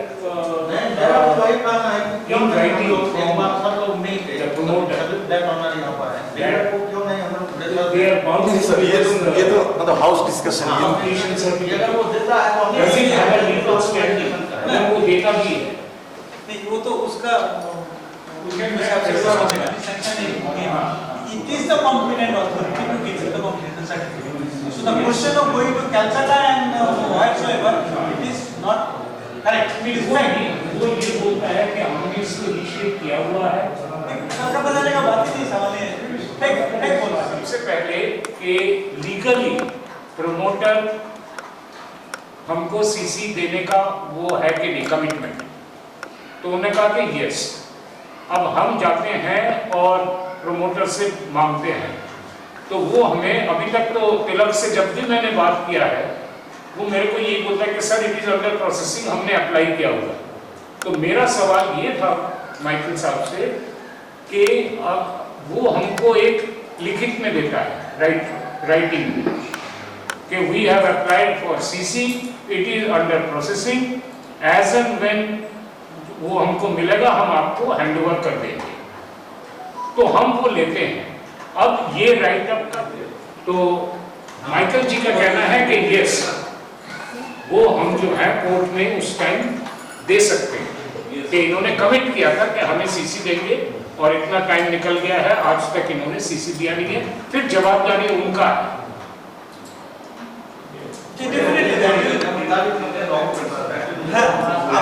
ये जो हम लोग बोल रहे हैं whether he will give or not, that depends on शायद नहीं मतलब yes मान लीजिए all relevant वो काम details। करता होगा, वो देखने का उसको जानने का हम लोग के पास कोई तरीका नहीं। See, if it is genuine, if that is genuine, that yes he has applied, then he will have no hesitation in giving to us in writing. But if he is trying to bypass, That is not my question is if he is given in writing, that means he has applied for it. yeah, Or there are the findings in some particular enquiry कौन से office में जाके आपको हाँ उनके पास copy होनी चाहिए, right. एक नंबर ऑफ रिसीट कॉपी होगा। और मैंने आपको बताया आपका जो प्लान जो सैंक्शन किया था, अगर माटीगढ़ पंचायत समिति होगा तो माटीगढ़ पंचायत समिति होगा, जो म्युनिसिपैलिटी होने से म्युनिसिपैलिटी, नहीं तो एसडीडी होने से एसडीडी। इस तीनों जगह में सब छोड़ के वो कलकत्ता सब वो स्टोरी है, अपना अपना एक स्टोरी बना रहे हैं। सीसी आप लोग को ये लोग ही देगा, वो वहाँ पे कलकत्ता में क्यों जाएगा? तो आप लोग पर्सनली भी जाके वो ऑफिस में जाके ये क्या दिया था या नहीं दिया था ये भी कर सकते हैं। इसमें ऐसे कुछ मतलब ऑनलाइन फैसिलिटी नहीं है, लेकिन आप लोग कर सकते हो। तो फिर क्या अब देखिए हाउस में तो ऐसा है, मतलब हाथ वोट करो ये करो ये पॉसिबल नहीं है, तो एक जनरल एक फीलिंग होना चाहिए हाउस का कि क्या हम लोग फिलहाल के लिए सोसाइटी रजिस्टर एक्ट में जाए और उनको पैरेलली प्रेशर दे कि सीसी दे। अगर ये डिसीजन में हम लोग जनरल आ जाते हैं तो हम लोग इसको फाइनल कर देंगे कि हम लोग सोसाइटी रजिस्ट्रेशन एक्ट में जा रहे हैं एंड पैरेलली सीसी निकालने के लिए जो भी प्रोसेस है उनको भी हम स्टार्ट कर देंगे। तो ये क्या जनरल फीलिंग है हाउस का? तो first point, everything is being recorded, we don't need to write anything. तो फर्स्ट थिंग तो ये होगा कि हम लोग सोसाइटी रजिस्ट्रेशन एक्ट में जा रहे हैं और पैरेलली जो भी इंक्वायरी होगी ऑफिस में उनसे सारे डॉक्यूमेंट्स हम लोग लेंगे इमीडिएटली विद इन 1 वीक कि सीसी का क्या स्टेटस है उनसे बताइए। हाउस में क्या मेजॉरिटी है? There are 128 members. नहीं सर, मैं ये बता रहा हूँ हम लोग ने आज एक decision no I am telling that कि यहाँ पे sir 1 minute just to clarify कि हम लोगों ने हाउस में डिसीजन लिया का मतलब ये नहीं है कि मतलब हाउस में डिसीजन लिया। This thing will I will give a link to all the 128 flat owners and from there they will see this video, they will feel what is the best, and then more than 65 people have to give their consent and then only it should work. इसका मतलब ये नहीं है कि अभी ना house का भी लिखा है। हाँ? और यहाँ पे 39 हो ही गया, 40 लोग हैं यहाँ पे और कुछ लोग ऐसे भी हैं कि मतलब है लेकिन आज पॉसिबल नहीं, तो 65 won't matter. मतलब मेजॉरिटी मैनिटी की बात है ही नहीं। That is the thing. This document will not go to any government. This will only stay with us.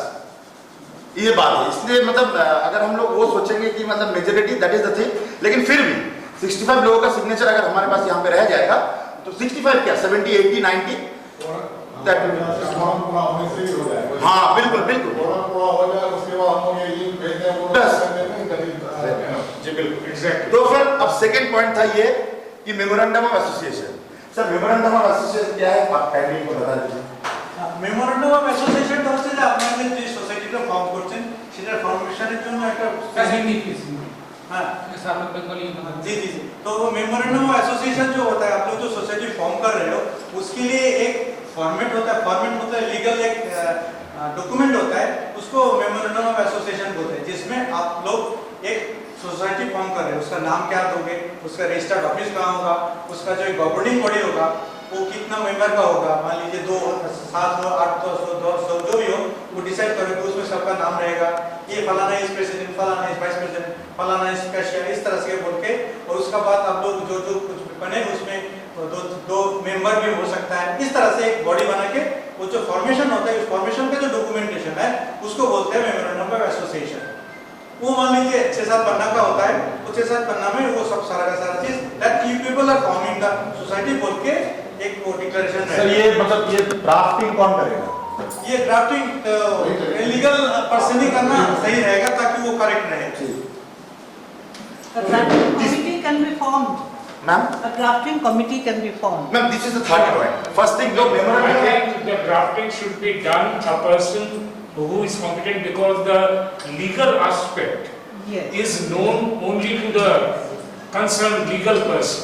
Yeah. For any See. addition, emission, you know, Yeah, the committee he can is be the formed. best person. So ma'am, that is the third point. No, तो he is second there. point था, आप बताइए। Madam is right कि उनके बनाने के बाद एक कमेटी होना चाहिए जो कि उसको जज करे कि उन्होंने जो लिखा है बिल्कुल।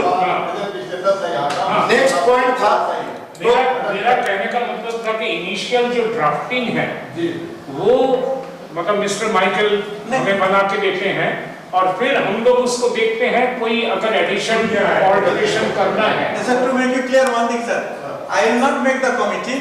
I will give the post and all. You people will fill the person's name. Yes, Obvious. मैं किसी का नाम नहीं दे दूंगा, आप लोग बनाओ, बोलोगे कि आप लोग डिसाइड करोगे कौन क्या करेगा। हाँ। तो सेकंड पॉइंट था मेमोरेंडम ऑफ एसोसिएशन। ये क्या है आपको समझ में आ गया? मेमोरेंडम ऑफ एसोसिएशन सर हमको बना के देंगे। अब उस पे क्या लिखा है नहीं लिखा है इसके लिए हम लोग एक बॉडी बनानी पड़ेगी। The third point of the meeting was that formation of A governing body alternatively A managing board. अब इसके लिए मैं थोड़ा सा अपनी तरफ से कुछ बोलना चाहता हूँ, फिर मैं हाउस के लिए क्वेश्चन छोड़ दूंगा कि 2 महीने पहले मतलब 2 महीने पहले दुर्गा पूजा से पहले मैंने ग्रुप में according to a suggestion of a lawyer मैंने एक ब्लैंक फॉर्म डाला। वो फॉर्म कोई भी एंगल से कुछ लीगल एंटिटी नहीं है, it was just for a concept कि वो बॉडी में आना चाहते हैं कि नहीं। तो ये बताया गया था कि बॉडी अगर बनती है तो it can be a body of 120 flat, doesn't matter, minimum number is 7 and maximum number is 120। तो उसमें हमारे आशियाना में से 25 लोगों ने अपना कंसेंट भरा था, लेकिन इसका मतलब ये नहीं कि मतलब यही मतलब वो है, it can go to up to 120, that doesn't matter. और उनमें से 7 लोगों को पोर्टफोलियो कुछ देना पड़ता है हम लोगों को, रजिस्ट्रार को। वो कौन प्रेसिडेंट है कि सेक्रेटरी है, इससे भी हम लोगों को ज्यादा कोई फर्क नहीं पड़ता। This is for the time being, only register have to know कि कौन क्या है।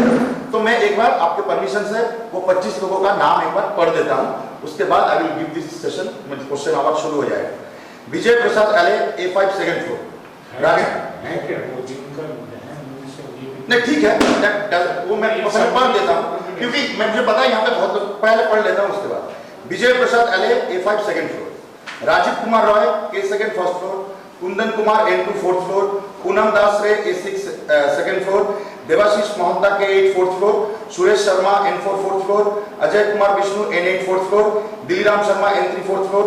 तपन कुमार वैद्य, फ्लैट छोड़ दीजिए। दीपक कुमार जायसवाल, दीपू मल्ला, कुलबीर भुजेल, विक्रम राय, मैत्री दुलाल मंगराती, रोहित कुमार रॉय, प्रशांत चक्रवर्ती, सौविक आचार्य, अनुपम मन्ना, शैलेश रसीले, सेनाउल हक, रमेश महातो, पद्मा राय, शाश्वत शर्मा, शैलेश रसीले, विकी अग्रवाल। ये नाम मैंने इसलिए पढ़ा क्योंकि यहाँ पे बहुत लोग ऐसे हैं जो यहाँ पे नहीं रहते हैं। अगर ये लोग सर बॉडी में आते हैं बाय चांस, जस्ट क्वेश्चन, और भी कोई बॉडी में आना चाहता है तो उनको क्या करना पड़ेगा, मतलब क्या डॉक्यूमेंट्स देने पड़ेंगे, क्या केवाईसी देनी पड़ेगी? ये चीज बॉडी में है नहीं, ये बॉडी में है नहीं, मतलब अभी तो ये डिसीजन हुआ ही नहीं है कि ये बॉडी है कि नहीं। इन्होंने कंसेप्ट भरा था कि we are willing to be in the body. तो मानते हैं कि हम लोग हाउस अगर डिसीजन लेता है कि ठीक है ये लोग बॉडी में है और भी लोग बॉडी में आ गए, तो वो बॉडी में वो मेंबर को आने के लिए क्या क्या डॉक्यूमेंट वगैरह देना पड़ेगा और उनको आना पड़ेगा, सिग्नेचर करना पड़ेगा, क्योंकि जो बाहर है even if is willing and doesn't give signature तो वो तो कुछ कर नहीं पाएगा, इट विल बी यूजलेस। तो अगर बॉडी हम बनाते हैं तो बॉडी बनाने का जो प्रोसेस जो भी है ये थोड़ा सा समझाएं। जो भी बॉडी का मेंबर बनना चाहता है उनका आधार कार्ड होना जरूरी है, वोटर कार्ड भी चाहिए होगा, उनका फोटो चाहिए होगा, सिग्नेचर भी चाहिए होगा।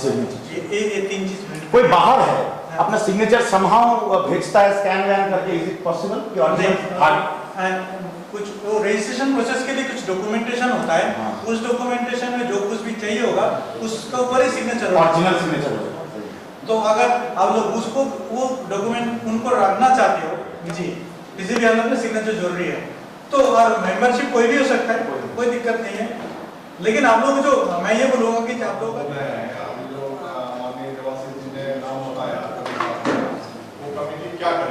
by default as a owner of the property of each and every flat owner they are the members. If he doesn't want to be a member, he should be a member because ये जो ownership apartment ownership का जो association बन रहा है उसी के लिए बन रहा है। तो आप लोग ज्यादा से ज्यादा आदमी को कोशिश कीजिएगा, सबको ही कोशिश कीजिएगी ताकि वो मेंबर बने और इस मेंबर में से एक गवर्निंग बॉडी होगा जो कि इस सोसाइटी को चलाएगा। वो ईयर टू ईयर आप वो क्या बोलते हैं इलेक्शन होगा, सिलेक्शन भी कर सकते हो, इलेक्शन भी कर सकते हो, जिस तरह से आप लोग चाहते हो वो आप लोगों को बाय लॉस में लिखा रहेगा। अगर आप लोग इलेक्शन करते हो इलेक्शन करके भी आ सकते हो। मेंबर्स होने चाहिए रजिस्टर्ड सोसाइटी के, उसमें 7 से 128 लोग हो सकते हैं, it should be odd number. Second thing, उनमें 7 लोगों या 8 लोगों का एक पोर्टफोलियो होकर प्रेसिडेंट सेक्रेटरी बनेंगे। उसको बनाने के लिए हम लोग आपस में एक सम्मति से एक डिसीजन ले सकते हैं, उसमें प्रस्ताव भी कर सकते हैं, जो भी चाहे कर सकते हैं। और सेकेंडली ये बॉडी एक फिक्स टाइम तक according to the bylaws ये सोसाइटी चलाएगी। उसके बाद अगर हम लोग इलेक्शन में जाते हैं तो इलेक्शन होगा, अगर हम नहीं चाहते तो वही चलती रहेगी, एनीथिंग जो भी फिक्स है। तो अब इसमें हम लोग वो हाउस का एक वो लेंगे कि ये मतलब कैसे ये मतलब, क्योंकि मेंबर्स और कौन कौन बनना चाहता है उसके लिए 3-4 दिन और मुझे लगता है टाइम देना चाहिए सबको, और लोगों को बताना चाहिए कि 5 दिन तक ये विंडो खुला है और ज्यादा करके लोग आप लोग अपना नाम दीजिए। 5 डेज हम लोग को ये 5-7 दिन देना चाहिए। और in between my personal opinion is कि इसको हम लोग मतलब प्रेसिडेंट सेक्रेटरी को लेके ज्यादा मुझे लगता है कि अभी इसको नहीं करना चाहिए। माय पर्सनल ओपिनियन कि 7 ऐसे एकदम मतलब वर्डिंग माइट बी रॉन्ग कि मतलब एजेड में जब कहना चाहता हूँ कि वर्डिंग माइट बी रॉन्ग कि सब सीनियर लोग हैं, as a token of respect हम फिलहाल इन 7 लोगों को एक एक करके पोर्टफोलियो दे। उनको उतना भी डरना नहीं है। जैसे कल अजय दा ने मुझसे पूछा था कि अगर हम लोग कोई एजेंट लोग बनते हैं तो हम लोग को कितना भागा दौड़ी करना पड़ेगा। एक्चुअली मतलब उतना वो भागा दौड़ी कुछ है भी नहीं, क्योंकि अगर आउट ऑफ कॉन्टेक्स्ट बता रहा हूँ, अच्छा मैनेजर हम लोग रखेंगे तो शायद मुझे लगता नहीं कि उतना भागा दौड़ी रहेगा। और उसके बाद अगर इलेक्शन को हम जितनी जल्दी करवा सके, इफ ऑल सजेस्ट तो फिर वो लोग रह जाएंगे एज ए मेंबर और नई इलेक्टेड बॉडी आ जाएगी, वही फिर भागा दौड़ी करेगी। This is my feeling. अब हाउस से वो आना चाहिए, तो हम लोग नेक्स्ट पॉइंट पे जाएंगे। देवाशीष, आप कह रहे थे कि कंसेंट लेना पड़ेगा सभी से कि कौन मेंबर रहना चाहता है नहीं रहता। मैं जहाँ तक मेरा अपना अंडरस्टैंडिंग है, by default every owner is the member of this society. हाँ बिल्कुल, उसमें there is no need of asking consent. नहीं सर, तो फिर वो केवाईसी में वो डॉक्यूमेंट्स যারা বডিতে থাকতে তাদের वो अच्छा सॉरी, ये मेरी तरफ से गलती हुई है, मुझे लगा था कि वो सबका। तो फिर 7 लोग या कह रहे हैं कि मतलब मिनिमम जो होगा। अच्छा ठीक है, तो ये तो 7 से ज्यादा भी हो सकता है। 7 और तो अगर मान के चलते हैं कि मतलब more people says that I want to be in that body, तब तो सर उनको टाइम देना ही पड़ेगा। ये कह रहे हैं, तो इसको हम लोग ऐसा टाइम देते हैं कि do you want to be in the body, not in the committee. Committee बोलना रॉन्ग बॉडी, हम यही कह रहे हैं ना। हाँ ठीक, तो फिर आप बोलिए कि आप अगर और कोई थॉट है। I think 7 days should be more than enough. उन 7 days में सर हम लोगों को मेमोरेंडम ऑफ एसोसिएशन भी दे देंगे, वो भी हम लोग देखते रहेंगे और लोग अगर कंसर्न देते हैं। सर मैं एक चीज ऐड करना चाहूंगा इसमें कि ये एग्जीक्यूटिव जो बॉडी जो बन रहा है जिन्हें या गवर्निंग बॉडी जो बन रहा है, आप बोल रहे हैं कि बहुत सारे लोग बाहर रहते हैं, तो इस तरह का आदमी जो बाहर रहते हैं उन लोगों को मत रखिएगा। अच्छा, तो फिर ठीक है, मत रखिएगा, क्योंकि ये सोसाइटी चलना आज को मान लीजिए यहाँ पे प्रॉब्लम हो रहा है, तो वो जो सोसाइटी का सेक्रेटरी प्रेसिडेंट जो भी हो वही तो आएंगे। अगर वो बिहार में जाके बैठे हैं या इलाहाबाद में जाके, तो फिर हम लोगों को ये कंडीशन देना पड़ेगा कि presently residing in Ashiana as well as a flat owner सिर्फ वही बॉडी में आ सकते हैं। माइकल साहब अगर एमओए कंप्लीट कर दे, हाँ अगर 7 दिन के बदले हम लोग को 15 दिन का टाइम देना, हाँ तो नेक्स्ट मीटिंग में जो हम लोग वो भी डिस्कस कर लेंगे, वो भी चीजें एक साथ डिस्कस हो जाएगी। मैं बोलने वाला था उसके लिए फिर अलग से बैठेंगे। नहीं, वेरी नाइस, हो जाए। जी एकदम सही बोले, बिल्कुल सही बोले। अच्छा, तो फिर अगर हम लोग नेक्स्ट संडे को बाय द टाइम सर हमें एमओए देते हैं, तो नेक्स्ट संडे को क्या वही लोग मीटिंग में बैठेंगे कि हम बाकी लोगों को भी मीटिंग में बुलाएंगे? नहीं बैठे, बाकी लोग सबको बुलाएंगे। Very nice. और तब तक उस दिन जैसे ये लिस्ट मैंने पढ़ा है, वो लिस्ट भी हम लोग पढ़ देंगे कि ये बॉडी में। लास्ट पॉइंट इसको, तो फिर ये हाउस फाइनली लास्ट था preparation of bylaws of association. इसमें और लिखा गया था इसलिए कि एंगेजिंग ए प्रोफेशनल और लॉयर फॉर द, कि बायलॉज हम खुद भी बना सकते हैं और सर को भी जिम्मा दे सकते हैं, किसी भी प्रोफेशनल को जिम्मा दे सकते हैं। तो now the point is this कि सर आप बायलॉज का थोड़ा सा इनको बता दीजिए और उसके बाद बताना क्या है वो बना देंगे ना। या नहीं आगे बना देना है, आपको रेस्पॉन्सिबिलिटी से बना देगा। हाँ, बनाने के बाद में 7 days के बाद में जब हम लोग मीटिंग में बैठेंगे, उसमें हम लोग उसको डिस्कस करेंगे कि कौन सा छूट गया है, कौन सा एक करेक्ट और वो कैन रिलीजन ऑर्डर। ठीक है, लेकिन उसके लिए जो अगर आप मुझे मनाने के लिए बोल रहे हो ना, तो मुझे थोड़ा सा गाइडलाइन देना होगा कि आप लोग किस तरह से सोच रहे हो। जब से सर आप गाइडलाइन ऑलरेडी है, तो ये क्या रिक्वायरमेंट है? रिक्वायरमेंट मतलब कि जैसे देखिए आप लोगों को यहाँ की किस तरह का प्रॉब्लम अराइज होता है, वो तो मुझे एक्जेक्टली पता नहीं है, उस तरह का कुछ गाइडलाइन स्टैंडर्ड फॉर्मेट होगा। स्टैंडर्ड फॉर्मेट तो है, स्टैंडर्ड फॉर्मेट जो कुछ भी होगा अपने ड्यूरिंग डिस्कशन, जो कुछ भी होगा एडिशनल अटेस्टेशन। हाँ सर, बेसिक मॉड्यूल आपसे आना है। मॉड्यूल जो आपके ऑफिस में आके बात किया था कि बेसिक एक मॉड्यूल आप बना दीजिए। बायलॉज में देयर आर 20 एस्पेक्ट, सिक्योरिटी है, टीमनेस है।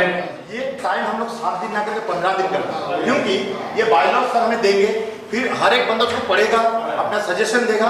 तो आफ्टर 15 डेज हम ये मीटिंग रखते हैं जिसमें एमओए और बायलॉज एक साथ डिस्कस होते हैं। और एक बात मुझे लगता है ये उन सबको बता भी देना चाहिए कि उन 15 दिन में जिसको जो सजेशन देना है वो दे दे with law and logic. Meeting में आके फिर वो कोई ऐसा वैसा ना बोले।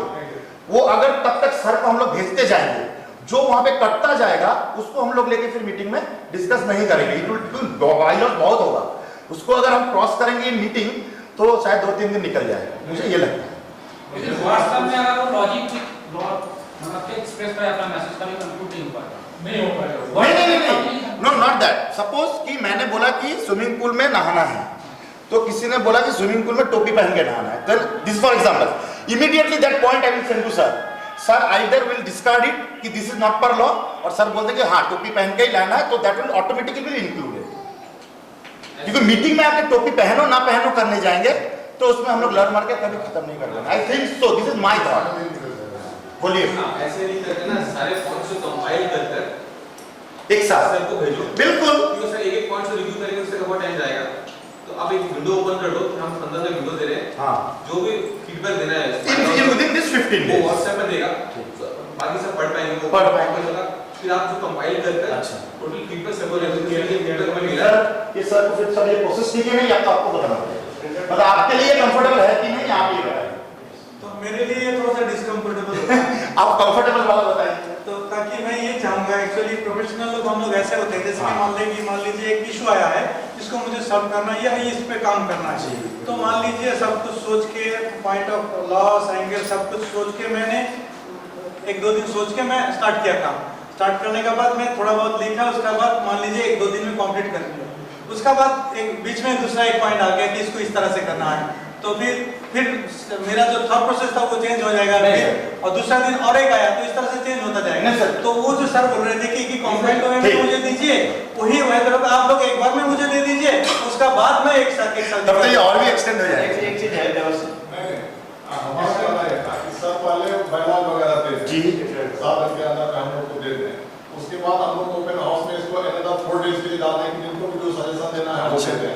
लेकिन ये जो कहा सही कि वो कोई एक आदमी कंपाइल करे उसको, अच्छा मतलब सेक्शन वाइज। अच्छा, जैसे मान लीजिए कोई वाटर का कोई बोल रहा है, कोई स्कूटी बोल रहा है, कोई कॉमन प्लेस का बोल रहा है, कोई स्विमिंग पूल का बोल रहा है, कोई जिम का बोल रहा है, कोई कॉमन ये के हॉल का बोल रहा है, उसको आप फोल्डर वाइज फाइल वाले ये बना करके सब हो जाए, ताकि जो सबने वहाँ पे जो अपना उनका फॉर्म लगाया है, हम लोग जो देना चाह रहे हैं उसमें से जो बेस्ट हो वो निकल के सर उसको बना करके हम लोग को दें, जो कि हम लोग भाव में दे सकते हैं। सर ये ठीक है ना? जी ठीक है। तो फिर मैं फिर से टाइम को लेके कंफ्यूज हो गया।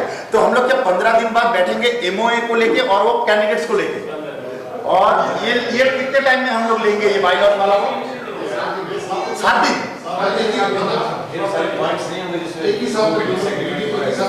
अच्छा मुझे समझ में नहीं आ रहा है। आप उनसे पूछिए कि उनको कितना टाइम लगेगा ड्राफ्ट बनाने में। अच्छा, ड्राफ्ट बना के वो हमें देते हैं और फिर आपने जो बताया उस तरह से चलते हैं। अच्छा ठीक है। छोटे इश्यूज तो ऐसा है अपना ये था आशुतोष जी, मेरा ये कहना था कि बहुत ढेर सारे पॉइंट्स नहीं होंगे जिसमें कि लोगों की एग्रीमेंट एंड डिसएग्रीमेंट नहीं होगी, ठीक ना? ये था उस टाइम अगर कोई होता है तो कंपाइल करने में ही हम एग्री करते हैं, नहीं कर रहा है। उससे बढ़िया है कि ओपन हाउस में आदमी जो कुछ बोले भाई इसको ये पॉइंट हमारा है, इसमें ये कहना है एज पर लॉ या as per hour this agreement, कि कौन एग्री करता है कौन नहीं करता है। अगर एग्री करता है तो करें, कौन नहीं एग्री करता है तो बताओ आपकी क्या सजेशन है, अगर बेटर लगे तो कर लिया जाएगा। लेकिन ये राइटिंग में लाना कंपाइलेशन वगैरह, इससे बेटर रहेगा कि ओपन हाउस में किया जाए। सर इसमें थोड़ा बदलाव हो सकता है। ओपन हाउस में अपना इनिशियल ड्राफ्टिंग करने में कितना टाइम लगेगा? 2 दिन। अच्छा, हाउस सर को अपना इनिशियल ड्राफ्टिंग करने में बस 2 ही दिन लगेगा। एक सर मुझे कुछ पता नहीं कि ये डिस्कशन करना चाहिए कि नहीं, कि पहले कर ही चलो, how will we collect the fees that we will pay to sir? Sir don't mind. अच्छा बस this is the feeling of the house. Alright, तो फिर सबको एक बार हम सबकी तरफ से धन्यवाद कि आप लोग पहले तो सर के प्रॉब्लम की वजह से थोड़ा वेट किए, इतनी देर तक हम लोगों ने ये मीटिंग चलाई, and this was the I think the healthiest meeting, और बहुत अच्छा लगा। और आगे हम लोग इस प्रोसेस पे चलते जाएंगे, डिस्कशन भी होते जाएंगे, ऐसा कुछ नहीं है। ये जो वीडियो रिकॉर्डिंग हुआ है इसका एक लिंक आएगा, वो लिंक सबको, मतलब हम लोगों तो है और बाकी सबको मिलेगा। फिर ये कंसेंट आते जाएंगे सिग्नेचर का, वो खुद आके दे, किसी को ऑथराइज करे। ये नंबर हमको 128 तक ले जाना है। अगर ये रजिस्टर में 128 सिग्नेचर आ गया तो आई थिंक आगे से कोई प्रॉब्लम नहीं है। एनीवे थैंक यू, और सर को भी बहुत बहुत सर थैंक यू कि आपने सारे सवालों के जवाब दिए।